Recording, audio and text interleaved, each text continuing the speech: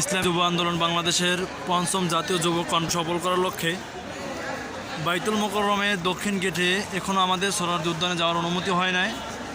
আমরা আমাদের সাংগঠনিকভাবে অনুমতি হলেই আমরা চলে যাব সে জায়গায়। তার আগে আমাদের এ জায়গায় আমরা অবস্থান নিয়েছি বাইতুল মোকাররমের মসজিদে। অনেক মানুষ বাইতুল মোকাররম মসজিদে এসে গেছে, তারা এখানে অবস্থান নিয়ে তারা কিছুক্ষণ পরে আমরা সকলেই আবার চলে যাব সোহরাওয়ার্দী উদ্যানে। এখান থেকে আমাদের অল্প কিছু সংখ্যক ভাইরা যারা দূর দূরান্ত থেকে এসেছে এবং দক্ষিণ অঞ্চল থেকে এসেছে তারা এই জায়গায় অবস্থান নিয়েছে। এই অবস্থানের মাধ্যমে আমরা এবার যুব কনভেনশনের মাধ্যমে বোঝা যাইবে যে বাংলাদেশে ইসলামী আন্দোলন বাংলাদেশের কতটুকু শক্তি আছে, কতটুকু তারা বাংলাদেশে আবারও গণজোয়ার আনতে পারবে। এজন্য আমরা যারা যুব আন্দোলন বাংলাদেশকে ভালোবাসি, ইসলামী আন্দোলনকে ভালোবাসি, তারা সকল আমার এই ভিডিওটাকে শেয়ার করব এবং আমার চ্যানেলটা সাবস্ক্রাইব করব।